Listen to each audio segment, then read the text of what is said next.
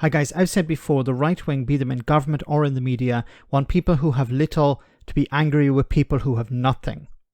If ordinary folk are angry with those who have less than them, they aren't angry with the owner class, who through their corrupting influence over politics and their ability to avoid paying their fair share are ripping off everyone. The charlatans who sold Brexit are costing Britain £100 billion a year. Last year, Liz Truss and Kwasi Kwarteng cost the UK at least another £40 billion, and tax evasion alone is costing £5.5 billion. But you shouldn't be angry about that. You should be angry with who, Richard Tice? Yes, an Iraqi asylum seeker. Have a listen to this. Thank you for talking to me. So tell me, what's going on here? Why are people sleeping out on the streets? Where have they come from? Yeah, these people come from another hotel, and this hotel is not good, actually. So they've come from a hotel in Ilford, Essex. Yeah. Right. Yeah. I see. And so, but they don't like this hotel. Yeah. And why do they not like this hotel? This hotel is not good, really. Have too much smell and Too much room, smell. Yeah, and room is very small. They wanna. The rooms are too small. Yeah. And they wanna put 4 people in one room. That's not fair. 4 people in one room. Yeah. So in Ilford, how many people in one room? 2.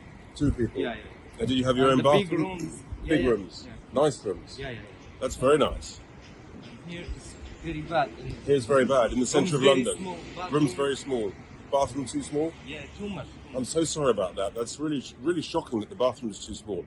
But do you get nice food here? Yeah, food is bad. Food is good. Yeah. So you're happy with the food. That's nice. Or maybe we'd get you better food. Would you like better food? Yeah, it's fine. It's fine. Food's okay. Okay. And what about you get mobile phones? Do you get they give you a phone? Phone? Yeah? You get a mobile phone? No. No phone. No. But you have Wi-Fi? Yeah. You have Wi-Fi? Wi-Fi, but Wi-Fi, is it Weak, good or weak. too bad Too much Wi-Fi? weak. Yeah, Shocking, yeah. I'm so sorry. Yeah. You have bad Wi-Fi. That's not good, is it?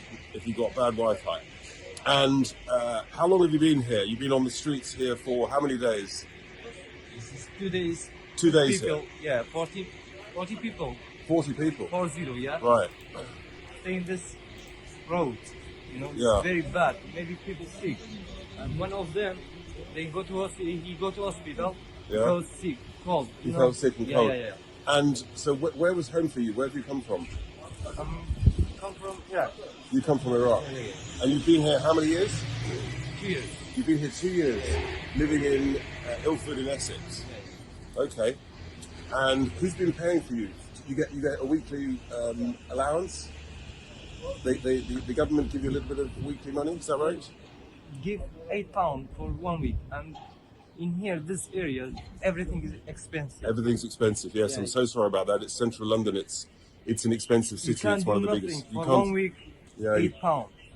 So you get £8 a week, Yeah. plus food, plus accommodation. You get free Wi-Fi, but the Wi-Fi is a bit slow. I'm sorry about that. We'll try and see if we can help. And you've been here 2 years. And who's been paying for this? Government. And who pays the government? It's the British taxpayer. And there we have it.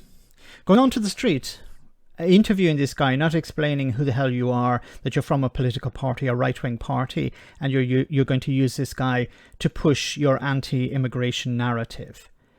And at the end, it's the British taxpayer that's paying for this. Why is this man on the street? Why are there all these other people on this street? Why have they been on the street for a number of days now? Richard Tice didn't ask these questions. He's not interested in finding out what the hell is going on.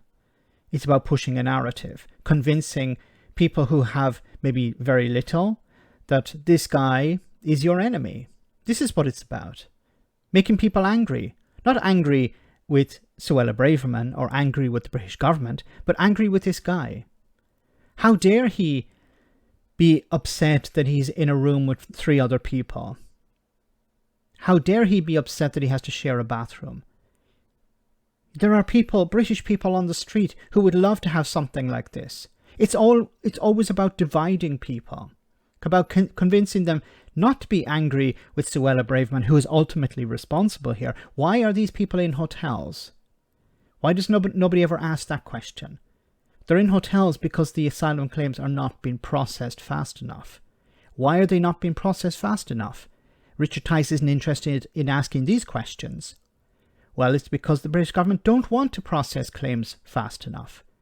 They want to create a problem so that they can pretend that they have a solution.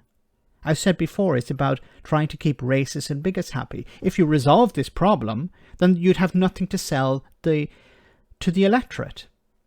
If you resolve if you process enough claims, then what are you going to sell to people as a boogeyman? What are you going to sell them as a distraction?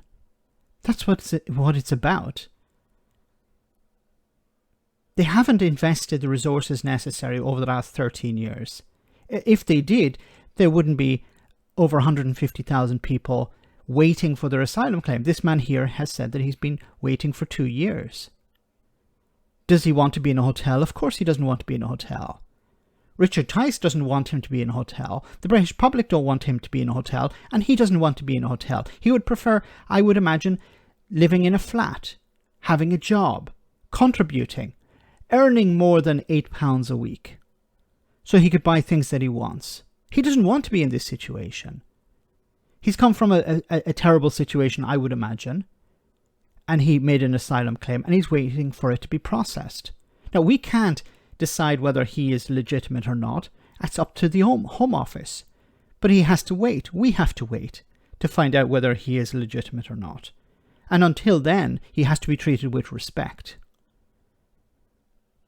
And he shouldn't be interviewed on the street by charlatans from right-wing parties who don't explain, I'm actually a charlatan from a right-wing party and I'm here to exploit you. This is a disgraceful behaviour.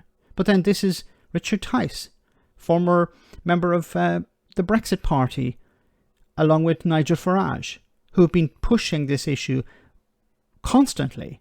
Immigration is the biggest problem facing Britain at the moment. We need to not allow more people in to do the jobs that are going undone because we don't have enough staff and enough people in Britain to do these jobs.